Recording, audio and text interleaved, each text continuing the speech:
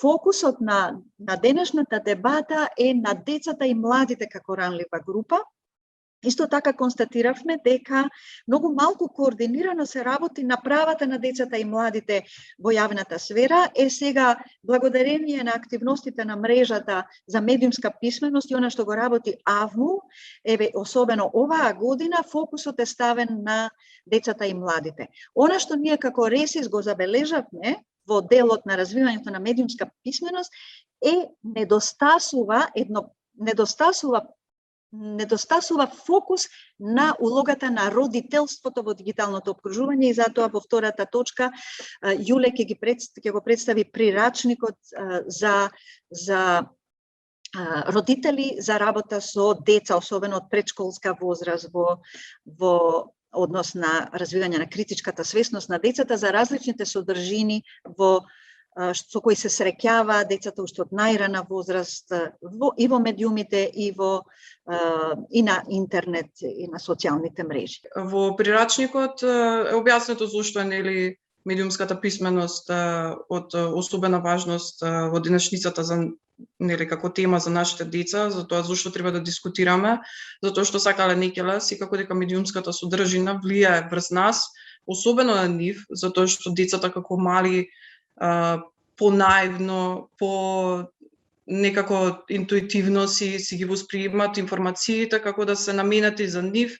и на поинаков начин ги сваќаат истите. Затоа треба како и родителите, како што кажав, и сите возрастни да бидат сконцентрирани на тоа што допира до нив и да се обидат да им направат дистинкција помеѓу оноа што е вистината информација, лажна информација и така натаму. Од каде да се почне? Значи, пишува во прирачникот дека во времето во кое што живееме, децата од најмала возраст се изложени на медиумски содржини и на информации кои ги восприемаат од медиумите, така што тогаш би требало да се почне. Од најрана возраст би требало да се почне со основната дистинкција како што правиме при објаснување на она што е вистинито, што е бајка, што е приказна. Би требало да се почне од најрана возраст да им се објаснува тоа што значи медиумска содржина и што е она што го гледаат на екраните и го восприемаат од списанија, од таблети, од телефони, затоа да се направи едноставна дистинкција помеѓу реалност и фикција и да се представи какви се улогите на луѓето што ги презентираат информациите, зошто се презентираат тие информации, односно константно да се има диалог околу тоа што они го восприемаат како информација. Пред се ви благодарам за тоа што ја организиравте ова работилница или представување на резултатите од истражувањето, а и самиот прирачник. Ми се допаѓа тоа што е краток и што нуди некакви чекори. Со тоа што јас која што се грижи за правата и на пациентите со ретки болести, на ретка болест од Македонија. Меѓутоа, случајно сум и педагог по професија. Морам да кажам дека многу е актуелна оваа тема и многу е актуелно прашањето на тоа како нашите деца, нели тие што ги растеме дома како родители, меѓутоа и она што се образуваат во училиштата, некако ни се наметнува како обврска да децата навистина ги направиме едни критички размислувачи, затоа што сме сите со мноштво лажни информации или дезинформации, како да се селектира сето тоа. И дури да рече да контрола, мислам дека ќе се воспостави на овие класични електронски медиуми, меѓутоа за социјалните медиуми јас не знам како да се воспостави контрола и кој, да речем и како родител, меѓутоа старател или наставник, образовен работник може да изврши одредена контрола врз тоа на што се силни нашите деца. Здраво и од мене на сите. Баш ова Снежана што го кажа последно беше основа на она цела дискусија која што јас ја замислив за денеска. Значи ние како генерации или повозрастни да кажам.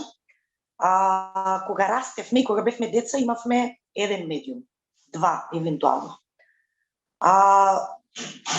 Информациите кои што ги примавме беа строго ограничени и однапред осмислени што е тоа што ние како деца би можеле да го примаме како информација.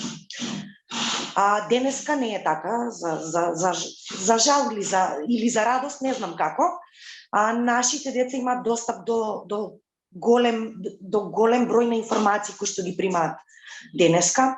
Среќна сум што фокусот на вашето истражување и на целата ваша работа се деца и млади, меѓутоа не смееме да ги заборавиме овие генерации, нашите повозрастни генерации, кои што се полни со стереотипи и предрасуди. Здраво на сите, Владо Караев од Рубикон, која сме веќе ке стереотипите и предрасудите кај огромната популација кај нас во нашата ни држава. Можам да кажам дека и многу професионалци кои што работат на сферата на човековите права се полни со стереотипи и предрасуди. Тоа го видовме во многу наврати, особено во процесот на деинституционализација на децата згрижени во установите.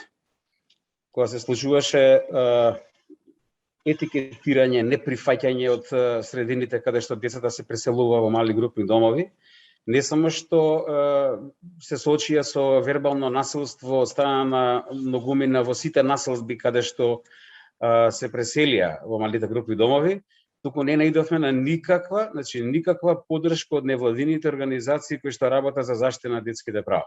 Јас сум Роберта Митревска, председател сум на Асоциација Ластовица, здружение кое што се занимава со правата на деца и младинци со попречено со развој. И сега конкретно за темата да се надоврзам на која што работиме, од секој аспект ги сослушав колку што успеав сите соговорници и се сложувам со сето она што го истакнуваат тие од својот аспект.